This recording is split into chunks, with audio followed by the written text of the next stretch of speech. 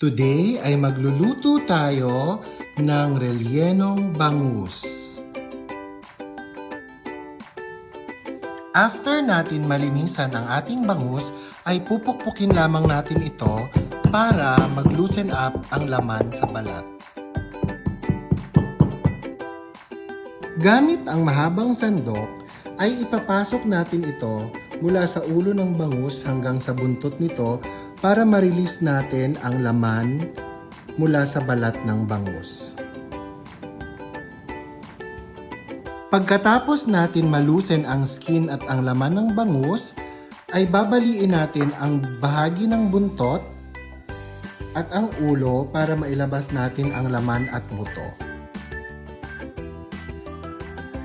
Pipisilin natin ito mula sa buntot para mailabas natin ang laman ng bangus. Ngayon ay napaghiwalay na natin ang laman ng bangus mula sa balat nito. Kukunin na natin ang mga tinik mula sa laman ng bangus. Para mas mapadali ang pagkuha ng tinik sa laman ng bangus, ay pakukuluan lamang natin ito ng mga 5 minuto.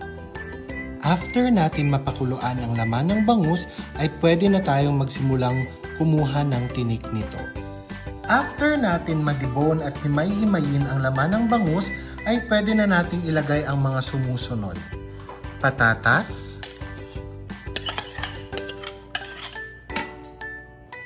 carrots, white onion,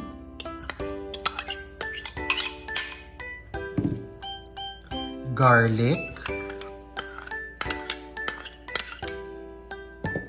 onion leaves,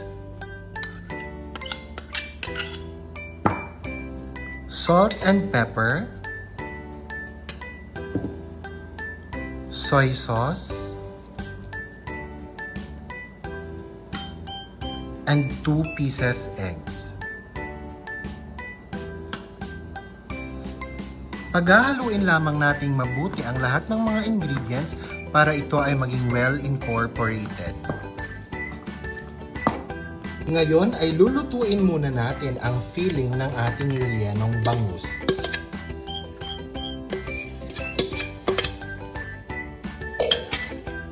Lulutuin lamang natin ito ng mga 5 to 10 minutes sa mahinang apoy.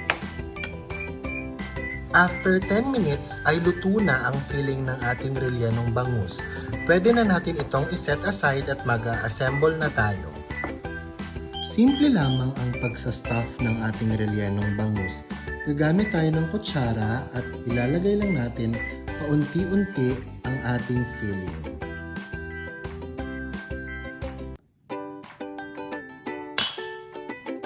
Gamit ang ating kutsara ay sisiksikin natin ang palaman ng ating relyenong bangus at mamasahihin natin ito hanggang sa umabot sa buntot ang ating filling.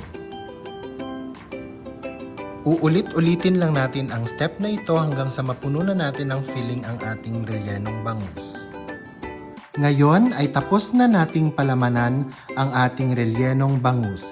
Gamit ang karayom at sinulid ay tatahiin natin ang ulo nito para hindi ito bumuka kapag piprituhin na. After natin ma-stuff ang ating bangus, ay i-coat natin ito sa cornstarch and flour mixture bago natin piprituhin.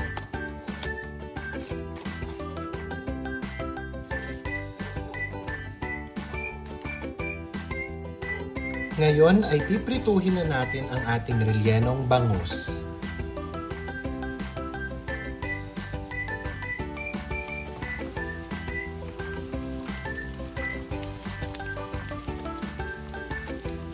Ito na ang ating relyenong bangus.